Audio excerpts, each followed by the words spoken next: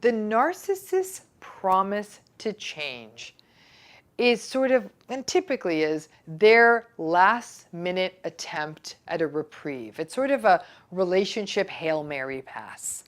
And it is all the more galling because it means that the narcissist knows that something needs to change.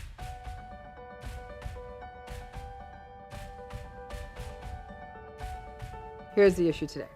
So many of you say, why can't they change? So let me ask you this. You can't change your personality that much. How do you think they will? Let's say, as an example, let's say you're an extroverted and agreeable person. That's your personality. So could you switch it up and be more antagonistic, introverted and narcissistic tomorrow, or in a week, or in a year? Yeah, that's what I thought. Probably not. Had a great Q&A recently with great questions from my healing community. You ought to come join us if you're interested in a deeper dive on healing. That link is in the video notes, and we have these monthly Q&As. But once again in that Q&A, the age-old question of why don't they change come up? Or rather, can they change? Narcissistic personalities are more rigid than ours because it's a little bit maladaptive. You got that. But let's turn the question around because it can really help you in your sort of progression towards radical acceptance. If you look at work by folks like Sandra Brown and her colleagues, she suggests that the personality style that is at greatest risk of getting sucked into narcissistic or psychopathic relationships is the agreeable style. And that makes sense. Agreeable personalities are modest, empathic, humble, trusting. They follow the rules. They give of themselves to others. Lots of equanimity. They're easy to get along with. They compromise. It's as close to an empath personality style as we have in our personality models, like the Big Five model. And we know that narcissists target empaths, mostly because they know they can get away with a lot of stuff with them. So to all of you out there who are agreeable, let me ask you this. How easily would you be able to start becoming unempathic, manipulative, entitled, arrogant, attention-seeking, and hostile?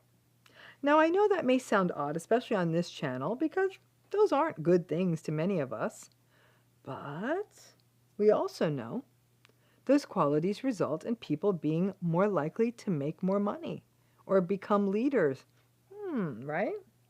If you were to try to be that person, so let's say you tried to be that antagonistic person, roll into the grocery store tomorrow and start yelling at the clerk for not moving faster, or walk around and tell everyone how great you are, or monopolize conversations, or interrupt people, or put hostile comments on people's social media feeds, or take advantage of people, or only care about superficial qualities, or you gaslight your friends. How easy would that be for you to start doing that? How would it feel? Let me try it this way. Maybe all of you aren't watching this aren't agreeable. Maybe some of you are introverted. So let's try that. Introversion is a personality style. Can you change that?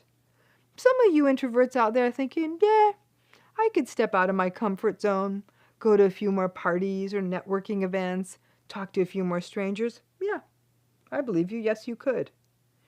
And how would you feel afterwards? I'm guessing tired, depleted. Given a choice, would you become a social butterfly and go out 3 or 4 nights a week? Probably not, but you could probably rally from time to time. So, if you can't change your agreeable personality to an antagonistic or narcissistic one, if you can't change your introverted personality to an extroverted one, I really want you to stop and think about the reality or likelihood of the narcissistic person in your life making a change and becoming agreeable and empathic and self-reflective. I know, I can hear you all the way here. Some of you are thinking, well, Dr. Ramani, don't be like that. Being agreeable is good. It's healthy. So agreeable people shouldn't have to want to change. They wouldn't or shouldn't, right? Okay. But we also know, and the research shows us this, agreeable people don't make as much money. And folks like having enough money, right? I agree that from a psychological perspective, agreeable is good for us. I love me agreeable people, right? It is a pro-social trait. It is associated with greater relationship health. It is good for our mental health. It's good for our physical health. It means you cultivate more social support. But it also makes you a greater target for a narcissistic person. And in the long run, being agreeable may also be risky, because all of those sweet, agreeable people out there, you also tend to blame yourselves for what happens in a narcissistic relationship, rather than recognizing that this one's on the narcissist. So you may be thinking, well, is this all subjective or even a value judgment? Does narcissism have its good qualities as well? I don't see it that way. I don't see how being unkind, dismissive, manipulative, or unempathic to other people is ever good for anyone. But given the incivility in the world today, I'm guessing that there's a lot of people out there who disagree with me. The fact is, narcissistic people are really efficient because they don't care about other people and they don't waste time on doing things or helping people or doing anything that doesn't forward their cause, even if other people need their help. They're really good at being negotiators because they can be bullies. They're very manipulative. That also helps when you're doing negotiating as well. Narcissistic people are willing to do what it takes to succeed, even if that means taking advantage of or manipulating other people. And as you can imagine, they succeed. They make lots of money and they kind of run the world. Lots of people would say, well, those seem like good things if you could do all that and run the world. In fact, one could argue that the qualities that comprise narcissism are a veritable modern-day guide to business and professional success. So maybe narcissistic people have as little incentive to change as the agreeable people do. In fact, it is us unfortunate introverts who may be the most incentivized to change because kind of across the board in the research, extroverts fare better. But as a dyed-in-the-wool introvert here, I am good. Me, cat, TV, taken, I'm golden. And if I never again go to another party, I'm fine. It's just easier for me and less exhausting. But I know I can't get away with that in my life. But I also know once a month is about all the heavy social interaction I can handle. And maybe that's that. When you can't understand why, or wonder, why can't the narcissist change? Maybe the easiest way to understand that is to ask the same question of yourself. Can you change your personality, or would you want to? Narcissistic personality is more rigid, so change is much harder. And it's hard enough for the rest of us. I put it this way because lots of people out there assume they can and will change. At least the introverts can show up to the party. You know why they often show up? Because they have empathy and they know it would matter to their friends. But the narcissistic people don't have the empathy as an incentive. The money and the success, though, may be an incentive again for them to not change. Thinking about it this way is a major driver to foster radical acceptance. If you can see it this way, it may be easier for you to radically accept, not from a place of sad resignation, oh, I guess they're not going to change, but, oh, I get it. I can't stop being agreeable. They can't stop being narcissistic. I hope you all get this. And to all of those agreeable introverts out there, I do love you. Do not change a thing. But really think on this, right? Our personalities, there'd be hard for us to change them too. The healthier the personality, the more movement there is for change, right? The healthier we are, we can say like, okay, I need to get out a little bit more. My friends want to see me. But that introvert will come home and say, oh my, am I exhausted, right? They'll push themselves out of empathy, but that doesn't mean they're going to start going out multiple nights of the week. The hardest part for people who are in narcissistically abusive relationships is them thinking, why can't they change the part that is so mean to me and other people? Because it's part of their personality, right? And then you're thinking, well, if that's the case, then am I being mean by leaving? Well, you can stay, but you're going to continue being treated badly. Or you can have radical acceptance and say, if I do stay, I got to understand that this is how it is. But if you can see your personality and their personality in a similar way, you're going to start seeing how unlikely it is for them to change. Because just as you're not going to go out into the street and start screaming some entitled rant, they're not about to start being sort of super empathic and saying, hey, let's just talk about our feelings and be vulnerable. And yeah, if that's your experience, I completely believe that. That's not going to happen. So it's painful to think that they won't make that change for you. And the problem is, for so many survivors, they're thinking, well, maybe it's me, and maybe I have the ability to change their personality. Could a narcissistic person make you less agreeable? No. So why would you be able to do that for them? People are like, can I make this relationship work? Can they change? It's not the right question. The right question is, can they change enough? Waiting for narcissistic change is the most vexing issue, not just in understanding narcissism, but in understanding people. Can they change? We can certainly change our behaviors, and though it is more difficult, we can even change our habits. Well, many of us have changed some habits, right? But can we really change the essence of who we are? Can we change our personalities? Ish. The less rigid a person's personality style is, the greater the likelihood of change. So the more open a person is to other points of view, the less defensive they are, the more likely we are to see change. So that really puts people with open and agreeable personality styles at a marked advantage.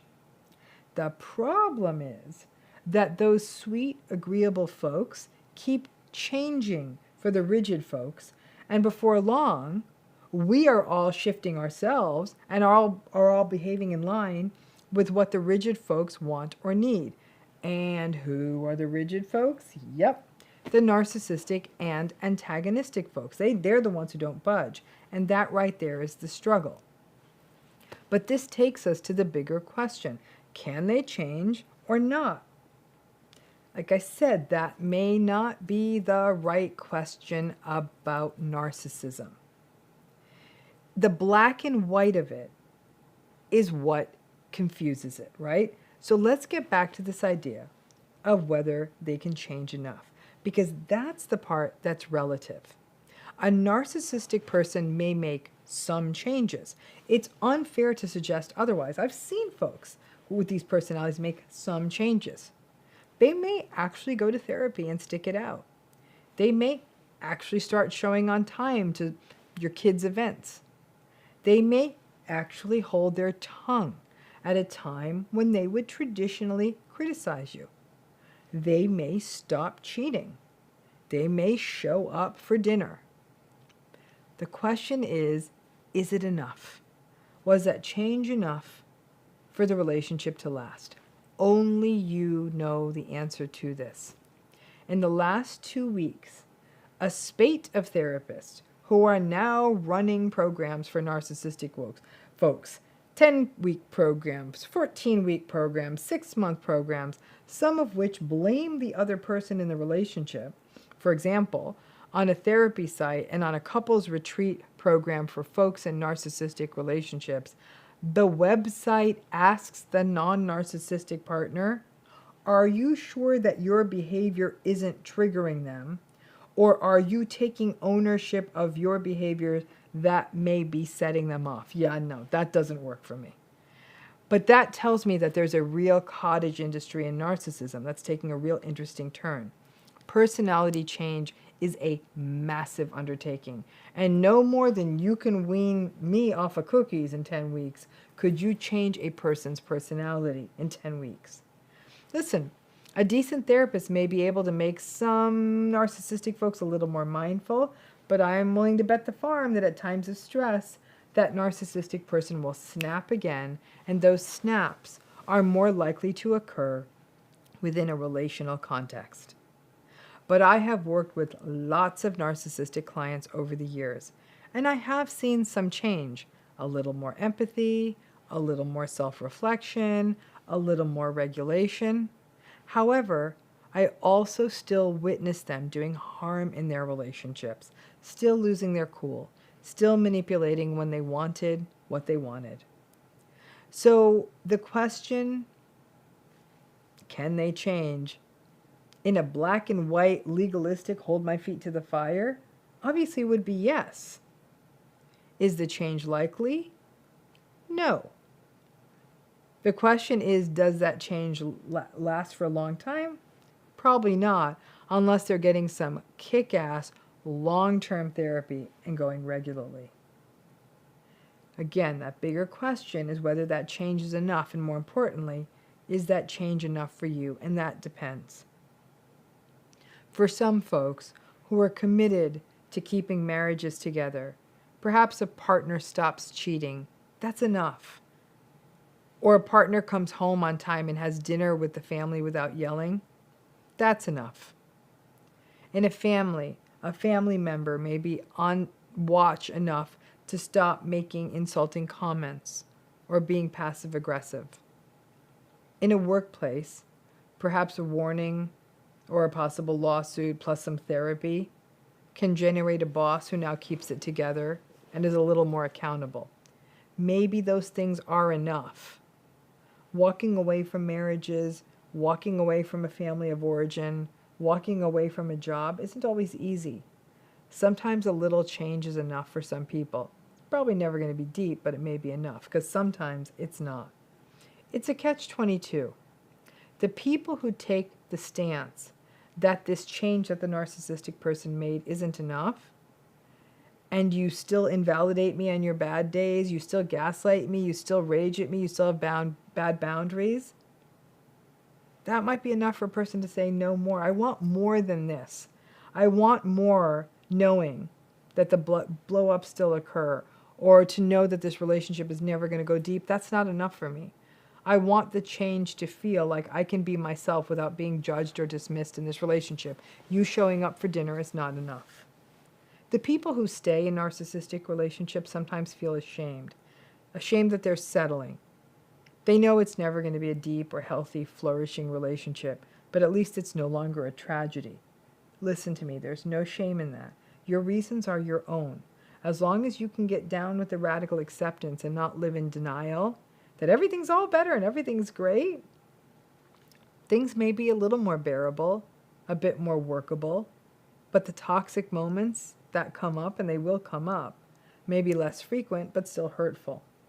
You have to hold space for yourself in which you acknowledge that life is a series of complex choices determined by multifaceted truths. Acceptance, good. Denial, not so good.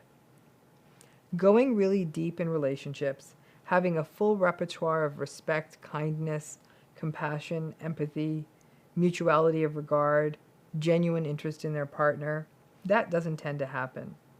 That is not an aftermarket add-on that tends to work.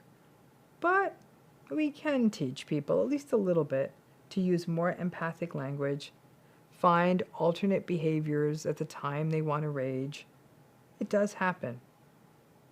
Another element of the not enough change may relate to what happened before the narcissistic person tried to change. The damage that led to that moment where they realized they might need to change things might be too absolute, might be multiple betrayals, words that cannot be unsaid, parts of your life you gave up and can't get back now, that just because they made some change, it's not enough. You might have given up on children or certain career goals. You may have lost a childhood. There may have been other forms of abuse. And even if the narcissistic person commits to therapy and actually does shift a little, it can't undo the hurt. It can't unring the bell, and it can't turn back time. Many narcissistic people become rageful at this, which defeats the point. They say, I did the work. I went to therapy. It's not fair you won't come back.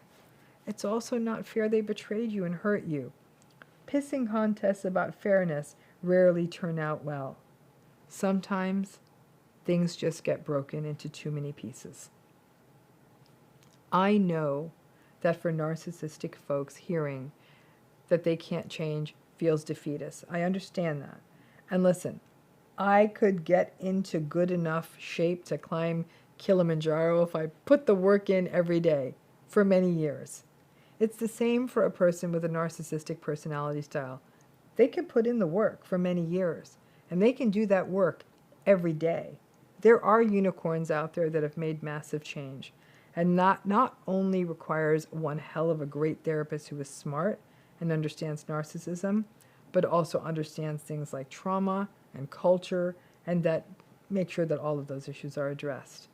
But if you are a narcissistic person who is changing, I understand that it can be frustrating to do the work, make the shifts, get better with anger, communicate better, and still your partner leaves or the family member goes no contact. I get that it hurts, I really do. But as I said, sometimes the hurt for the other person that came up to that point was too much. Take solace in the idea that if you indeed do make this change, your future is definitely going to get better and be better. And our most powerful life lessons are sadly often those that are informed by regret. For people who believe they have narcissistic personalities, it doesn't feel good to hear that your change wasn't good enough, and yet that sense of good enough is what people who have experienced narcissistic abuse have gone through for years. You aren't enough. What you do isn't enough to earn my validation, cherishing, respect, or love. And it never feels good to hear that what we did wasn't enough. We want to make this question about change so simple. Can a person with a narcissistic personality change? Perhaps with effort, grit, perseverance, heart, and compassion, and above all, empathy. Yeah, you can. Is it enough change? Well, that's a call that only the other person in the relationship can make. And when it comes to that, there is no right answer. Only you know how much change is enough for you. How many of you have had a narcissist in your life who promised to change? You finally hit the wall and you're like, I am done. And they said, no, I'll change. How many? Just let me know. Just say, yeah, that happened to me. Because it's probably happened to most of us, right? You hit that breaking point. So what happens? What do you do with that when the narcissist promises to change? And remember, please join us and subscribe to this channel because, again, you'll see from the comments that this community is amazing. You learn a lot, just as much from them as you learn from me. So let's talk about this. What do you do? What happens when the narcissist promises to change?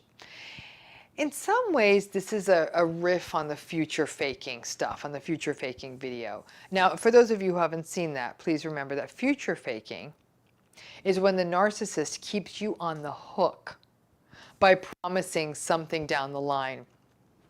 One day when we get married, one day when we travel the world, one day when I retire, one day when we have a baby. I mean, it's that kind of thing. One day. But this idea that I'm going to change, this is diabolical future faking, because this isn't just about some future event. This is about the only thing you have ever wanted in a relationship with a narcissist. The only thing you've ever wanted. What is that? That they would change, that they'd finally get it and they would change. Listen, if you have even gotten to a level in your relationship where this is the conversation about the need for change, then you may be doing better than most. Because most narcissists have zero insight. They see no need to change.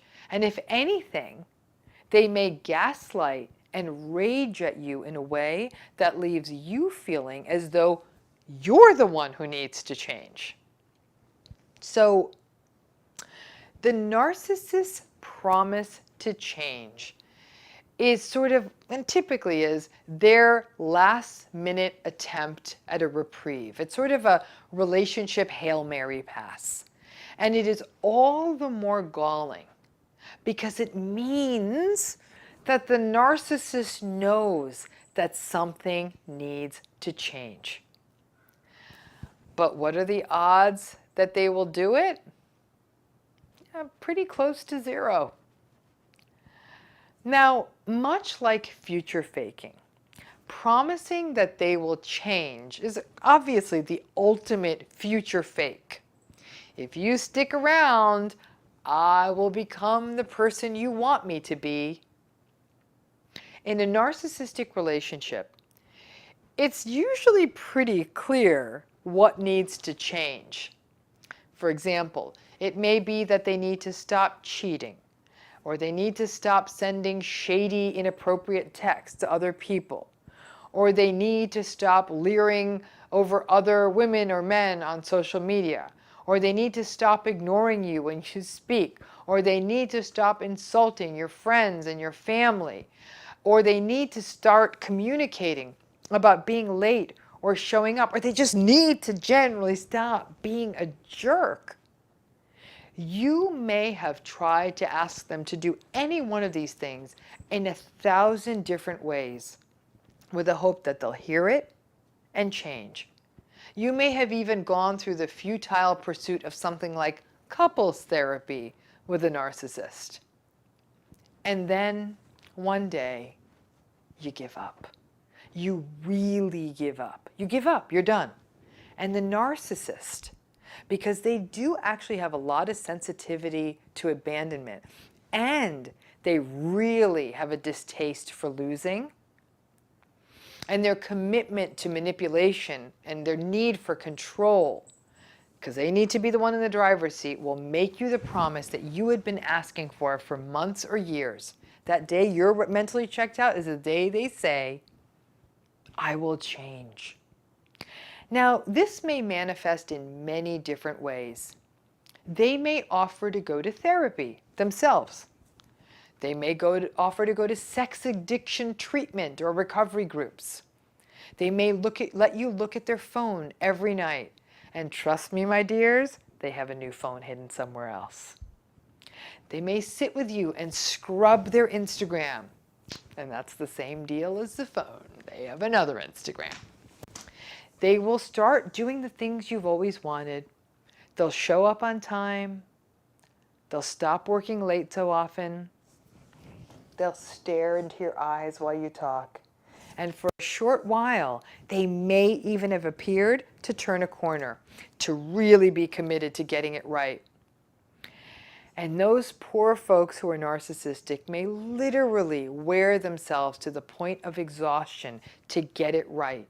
And then, just as you exhale and put away your ideas of splitting up with them or moving out or going no contact, they'll slowly slide back to their old patterns. Now, some of you may be wondering, Dr. Ramani, in all your years of doing this stuff, have you ever seen a narcissist make the full 180 in a relationship?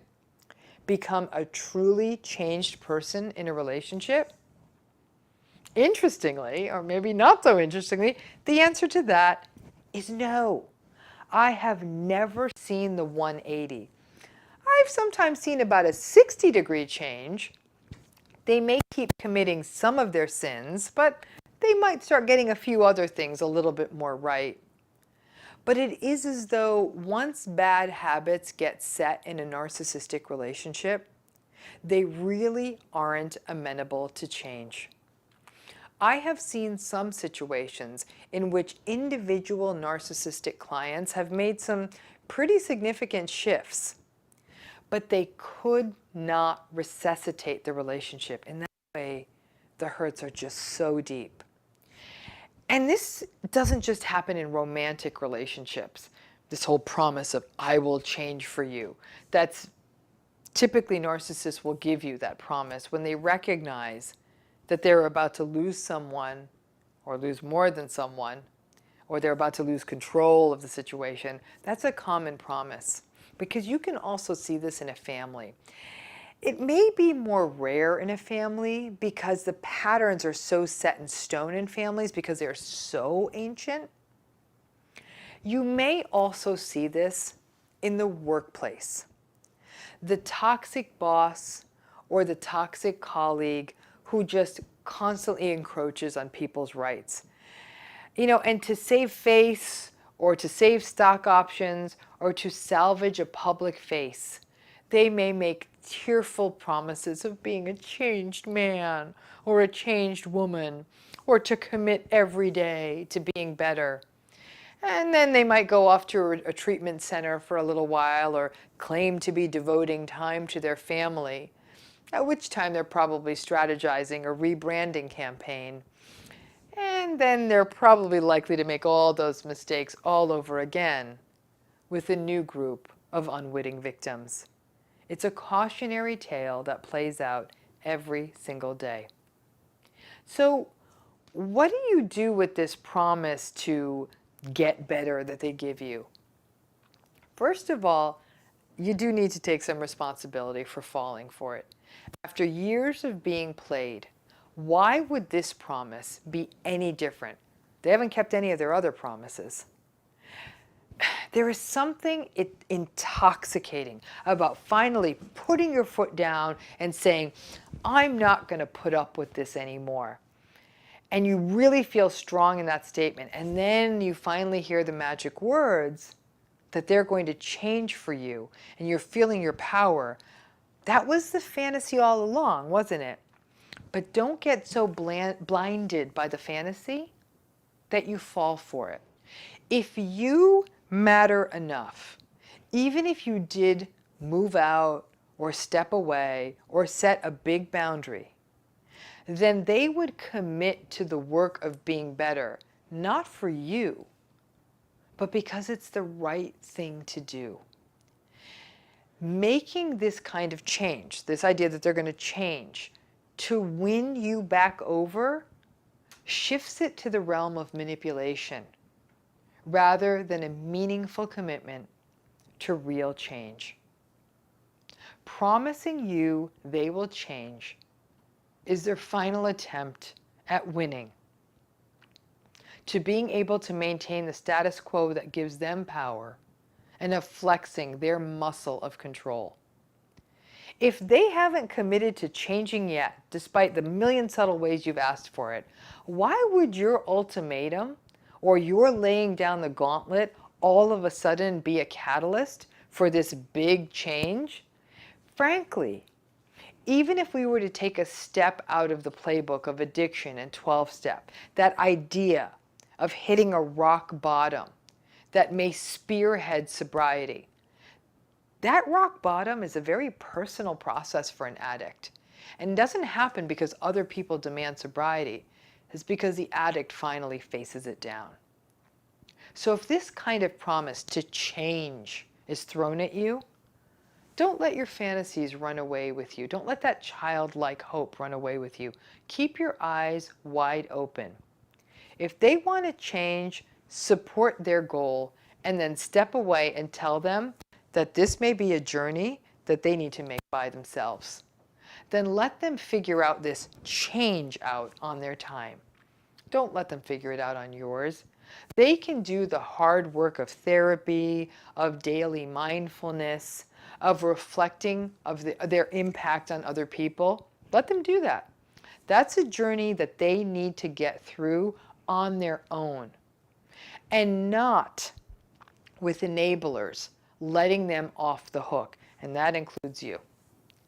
After the so-called change is over, then meet with this so-called new improved version of them and assess it yourself. If they actually saw the change through, not knowing if you were going to come back or not knowing if you were going to go be there or not, then honestly, that is something worth noting. And then it's on you to tentatively and very carefully re-enter a relational space with them if you choose. But please don't succumb to a false promise. That will only just keep this damaging cycle in place in perpetuity. And I want to say that again. If they make the promise to change, you don't have to reject them harshly and say, I don't believe you. You're a monster. You're never going to change. The right step then is to say, if you're really committed to becoming better, to becoming empathic, to being compassionate, to being kind, if you're really committed to that, then please go do that. Set me free for a while. You go do that. And after you've gone on that journey, come back and talk to me. And if I'm here, we can talk. I have almost never, ever seen a narcissist agree to that. They want to keep you where they need you to get their supply and then play at making this change. Again, this is your life and your choices to make. But if you stick around and give them permission to make their change on your time, that's a change that ain't happening. So again, would love to hear from all of you who's narcissists promised to change for them and hear how it all turned out. Because if there were any success stories, those are good for us to hear as well. Many people watch this channel and say, yikes, I think I might be the narcissist. To which I say, number one, I applaud you for willing to be self-reflective on whatever any of you are. As I say, as an incredibly stubborn person, me owning my stubbornness is one of the things that helps me be able to get out of my own way. So I think sometimes identifying patterns is important. Today's video is going to be the 10 things to do if you believe you are a narcissist. Now, this topic is sort of based on different things that I want to, have people sort of think about when they say, I think I might be a narcissist. Because I know that I often say that I believe that this is a pattern that doesn't change. And so the fact of the matter is that I think that this is a pattern that is difficult to change, impossible to change if a person doesn't think it needs to be changed. But for those of you who say, I'm willing to own it, this might be me, even to people out there who are in relationships with narcissists but don't think they're narcissistic themselves, I highly advise you take a look at this video, and I'll tell you why.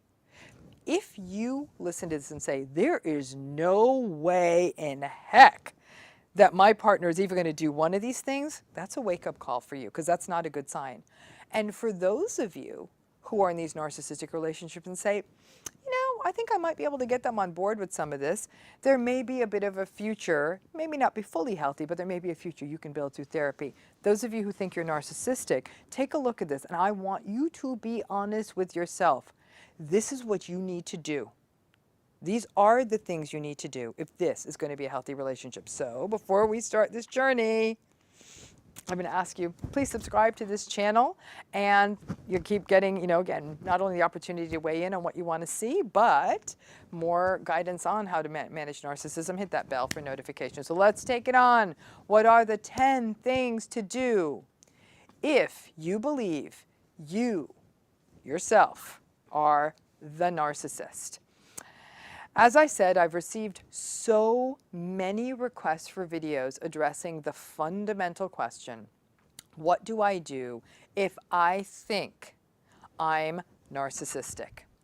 Listen, I'm not a fan of anyone self-diagnosing or self-labeling, and narcissism, again, isn't a diagnosis. I am a fan, though, of people taking accountability for their behavior, especially when it impacts other people badly, and looking at their patterns. And yeah, it may be, like I said, I'm stubborn. That all falls under a pattern. You might say, I'm doing some of these things. I want to be aware of it. I actually think there's something incredibly courageous about admitting that you may have a difficult personality pattern, such as narcissism, or that you're antagonistic, or any of those things.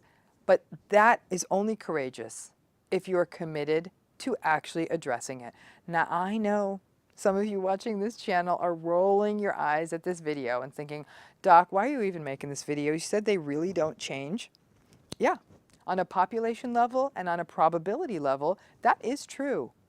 But I do work with clients who are narcissistic, and I'm heartened to see from the comments I receive that people are watching these videos. They're in relationships that aren't working, families that aren't working, and they are willing to be vulnerable enough to potentially acknowledge it and solid enough to say, okay, I don't want to be this person anymore. I see it. I'm starting to see the body count. I need to address this. I'm going to tell you now, if you think you're narcissistic, this isn't easy. If you're going to change this, it means being self-aware all of the time, catching yourself and not falling into your usual patterns of responding. If you tend to lash out when you're stressed or disappointed, then you need to catch yourself and come up with alternative responses. So let's take it from the top. What's the number one thing you need to do? You need to be mindful. This is the money shot. And if you can do this, it will be very healing for you and for everyone else.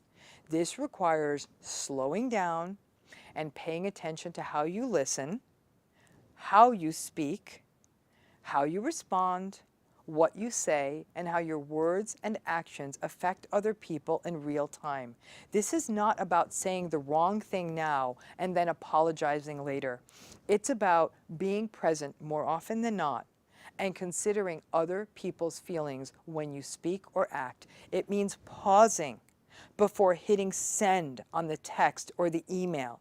It means breathing deep before saying invalidating words. It means believing another person's reality and never doubting it. You can disagree with other people, and you can do it respectfully, but you don't ever get to take their reality away. If this is not how you have run your life to date, it's a major shift. You may find your bandwidth truly depleted at the end of the day, because you are now, if you're doing this, you are now actually flexing a mental muscle you don't usually use. It means shelving your contempt for other people or their opinions. Mindfulness means being present and aware in the moment, and not just thinking about what happened weeks, months, or years before, or wondering if I do this mindful thing, is it going to get me what I want down the road? It means being present now. And that is the only way to learn the kind of self-awareness and self-monitoring that is essential for pushing past and addressing your past narcissistic patterns. Number 2, you need to take the word but out of your vocabulary. And this cuts to the core of defensiveness. People who have narcissistic personalities tend to be very defensive. You also tend to be very argumentative, and that is a classical part of this pattern.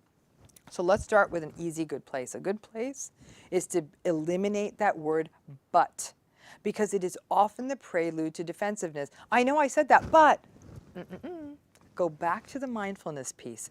Listen to people. Do not shut them down. If you don't agree with them, you can do so respectfully without saying but. And when you are called out for something that may have been uncomfortable for someone else, don't defend yourself. Don't deny their reality. Don't say things like, I never said that, or I didn't mean that. Listen to them. Commit to learning from the interaction and stop defending yourself all the time. It leaves the other person to feel invalidated. Number 3, and this is one of the more important ones, you got to get therapy. You got to get therapy not only to address the narcissism, but also co-occurring mental health issues and family issues. Narcissism is a pattern that often co-occurs with other clinical issues. These can include depression, anxiety, substance use, anger management issues, attention deficit disorder, post-traumatic stress, and issues related to impulsivity, as well as other major mental illnesses like bipolar disorder. Therapy is an essential tool to address other clinical patterns you may be experiencing, and then getting appropriate intervention. Now, in addition, we know that the pattern of narcissism has deep developmental roots, and these can at times include trauma and neglect, or simply inconsistent parenting. And a lot of narcissistic folks, because they're so defended, say, no, I had a great family. Maybe not. It's important you also explore some of those issues so you can gain understanding of how long-standing patterns may be contributing to your current personality style and the associated behaviors. Therapy becomes an important space to learn coping tools and to be accountable. We know that narcissism is often associated, for example, with having difficulties with managing stress and disappointment. Therapy can be a place to learn different ways of managing those negative experiences. Like, it never feels good to be disappointed, but to learn to do it in a way that doesn't antagonize other people. There are also multiple other issues that a narcissistic personality style can raise, and these can include relationship difficulties, problems in the workplace, as well as a whole host of other interpersonal problems. Basically, you get into fights with everybody you know. And therapy can be a place to learn how to manage these situations in a more healthy and reciprocal manner. Therapy may also help you with other life challenges, including parenting, and it becomes an important space to build up that muscle of empathy that you've not been practicing in other areas of your life. Number 4, focus on gratitude. Thank you may be 2 of the most powerful words in the English language. It's one word in many other languages, but thank you. Especially if you say thank you authentically. Gratitude is good for us, and there is good research showing the beneficial health effects of gratitude for your health. And let's face it, it's also good for other people. Gratitude forces you to see other people and recognize their contributions rather than take them for granted. Practice gratitude. And specifically, take the time to notice the contributions of other people. Set your entitlement aside and express real gratitude without expecting anything in return, and extend that to simply having gratitude for the things that are around you, not just people, but the life around you. Number 5, you got to focus on meaning and purpose. Viktor Frankl writes, "In some ways, suffering ceases to be suffering at the moment it finds meaning, such as the meaning of a sacrifice." The challenge with a narcissistic personality style is that people who are narcissistic are often propelled by very superficial goals: money, admiration, winning, and not around meaning and purpose. The deeper sense of connection that meaning and purpose give to you, they connect you to something larger than you, forces you to grapple with questions like, what are you about? What do you stand for? This is important work, inner work, and it represents sort of a pinnacle in mental wellness if you can get there.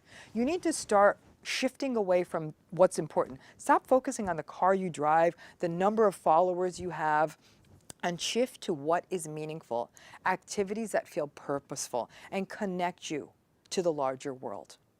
Number 6, learn to make amends in an authentic manner.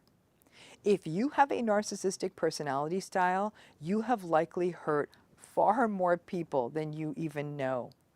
Insults, lack of empathy, contempt, invalidation, gaslighting, deliberate cruelty, these things hurt people. Making amends is critical to addressing family ruptures, workplace issues, and in your existing relationships. It's a place to work on reconciliation with everyone. It's not easy, and not everyone is going to accept your attempt at reconciliation, and they don't have to. But if you're really going to address this pattern in yourself, it's important that you at least make a good faith attempt to address these wounds. Number 7, create new responses. As noted earlier, narcissistic personalities are not good under conditions of stress, under disappointment. Now, the tendency is that folks who are narcissistic, they take, when they're uncomfortable, like when they're disappointed, they take it out on other people rather than finding healthier ways to cope for themselves and for others. These new ways of addressing stress can include taking a break, stepping away before you say something hurtful, counting to 10, learning to breathe, not personalizing everything, and finding appropriate outlets like exercise or meditation. Number 8, you got to take responsibility for your stuff. This is a critical issue. Narcissism, by definition, is a style characterized by projection, denial, and even deceit to cover your tracks. If you do something or say something, just own it. Take responsibility. For example, good leaders take responsibility. Good friends, good family members, good partners, good coworkers, good managers take responsibility. Yeah, it's uncomfortable to take responsibility, but it also sets you free from existing cycles of shame. The world won't stop spinning if you cop to doing or saying something bad or abusive. But if you take real accountability, real responsibility, and then issue real apologies, then true accountability and reconciliation can happen. This isn't just about saying sorry as a throwaway comment just to keep the trains running. This is about taking ownership of your participation in interactions that may hurt people. Make it right.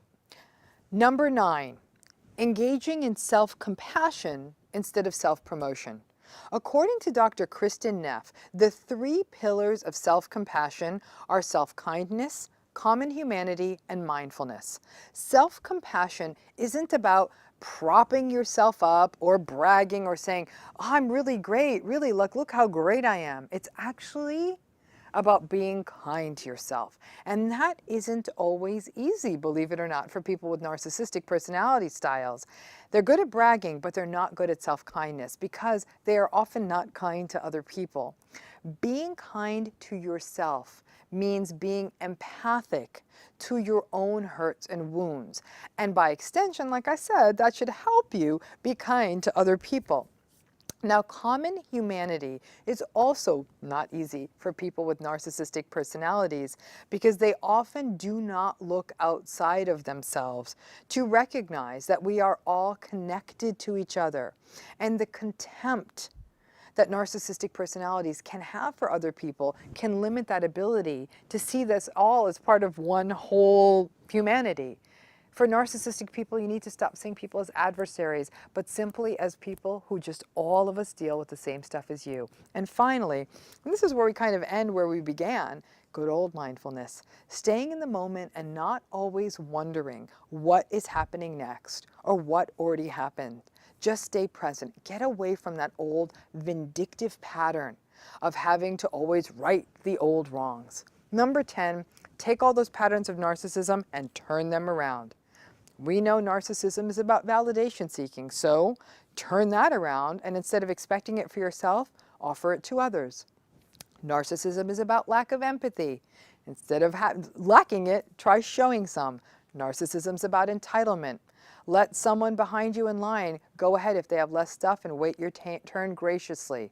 Narcissism is about arrogance. So let other people be in charge and take note of how well they may do at parts of it that you don't know how to do. Narcissism is about rage and impulsivity. Stop and think before you speak and turn down the volume on some of that anger. Once you suspect that you have a narcissistic personality style and you turn around and you commit to these 10 steps every day, I can all but guarantee your relationship with the world will change. And as you can see, breaking patterns is not easy. This is not going to be easy. These are different patterns because they're so automatic. They're hard to break and hard cycles to change. It can be done, but it's hard work. And consistency is everything. You don't embark on a journey like this to convince other people you've changed and then let go of the daily work. This isn't about future faking. This is about daily, hourly awareness and committing yourself to a new way of viewing the world and viewing yourself. But wait, I've come up with a number 11, so consider this a little bonus, an Easter egg in the video. Think about reacting versus responding. For narcissistic individuals, their tendency is to react. They tend to respond right from the hip. It's very different than responding. Responding is slow, and it's mindful, and it's thoughtful. Reacting is thoughtless and careless. Responding involves taking a moment, crafting an empathic response, accounting for the other person, taking a moment, and before you say something, really having that pause and thinking, before I say this, how will this affect this situation? How will it affect this other person? Narcissism is a reactive style. Reacting can become responding just by being mindful. When you react, you do things like say, I never said that, I never did that. The reacting is where the gaslighting and the defensiveness can very, very easily happen. If you can change the pattern and say, I'm not going to react, I'm going to give this a minute, and then I'm going to respond, because narcissistic patterns are so impulsive, it's much more likely someone's going to react instead of respond. It's really about catching that. Just learning to flex that muscle, not going, it's almost like physical therapy, right? You have to learn to move slowly and carefully. Same thing here. You've got to catch yourself, not give that reactive response. You can do these 11 things. You're going to turn things around for yourself. And when you really think about any of these patterns, let's use the reacting and responding. A great analogy would actually be around losing weight. If you've ever tried to lose a lot of weight, all of us could pretty much probably do it. Unless we have underlying health conditions, most of us could lose weight. And you know how we do it? By making daily changes. Every day, changing what we eat, paying attention to what we eat, saying no to the stuff that's not good for us, saying yes to the stuff that is. Every day. All the time. And are we going to get it right every day? Nah, there's going to be a birthday party, there's going to be a big night out, and we might have a lapse, but then we'll say, next day I'm going to get back into it. It's the same thing. Every day you have to think about what comes out of your mouth. Every day you have to think about your impact on other people. Every day you need to be self-reflective if you have a narcissistic style and want to change this. You have to do that deep dive. You have to pay attention. And if you get it wrong one day, you eat the psychological equivalent of a bag of chips, you stop, you catch yourself, you take responsibility, you make amends, and you don't do it again. Those of you watching this video who may not be having narcissistic patterns yourself, but you're watching this to see, can a family member be helped? Can my partner be helped? Reflect on it. Do you think this person can do this? I'm going to give you a piece of guidance. Don't just go show this video to someone unless they're already willing to make the admission. But if you have someone in your life who's saying, yeah, I can see that these patterns are true of me, share this with them, because this is really an 11-point plan for what they need to do. And if they can do this every day, you might actually have a fighting chance. I know a lot of you are sitting there saying, come on, Dr. Ramani, you've always said this doesn't change. I mean, it doesn't change because people aren't willing to own that this is their pattern and then do these 11 things all the time. If a person really was willing to commit to this hard work, I actually think there's some real possibility there. It's very, very hard. So I know a lot of people aren't up to it, and some people just say, I can't do this. I can't be bothered. This isn't my authentic self. My authentic self is loud and grumpy and mean. Okay, I can get down with that. But then if you're in a relationship with that person, it's up to you whether you want to sign off on that. So this is also, for those of you who do have narcissistic personality styles, this is what you need to do. And there's no other path forward. If you stay on the path you are on and you're not hearing with an open ear, you are being defensive, you are being reactive, you're not being mindful, it's not good for the people around you. But one thing I can all but guarantee is that if you really were to follow these 11 steps every day for weeks, months, and years, that not only will your mental health significantly improve, but so too will your physical health, your quality of life, and your relationships in all realms of your life. Those of you who say, I'm not doing this authentically, I'm a loud person, I'm used to getting my way, that's cool. I don't want to get in the way of your authenticity. But if that's your authentic style, you really can't expect people to get down with that. So understand, just like we say, always it's a rule of physics, for every action there's an equal and opposite reaction. You're going to treat people badly. I'm trying to teach them to walk away from that. But if you really want to put the work into getting this right, there really could be a very wonderful, rich, and connected life ahead of you. I would say that if you could try to commit to this and see how it works with you and do it in line with therapy, there's a very bright future that could be ahead of you. Thanks again for tuning in. I hope this was helpful. If you are enjoying this content, as always, please subscribe to this channel, hit that bell, and you'll get notifications. And thanks again. Bye.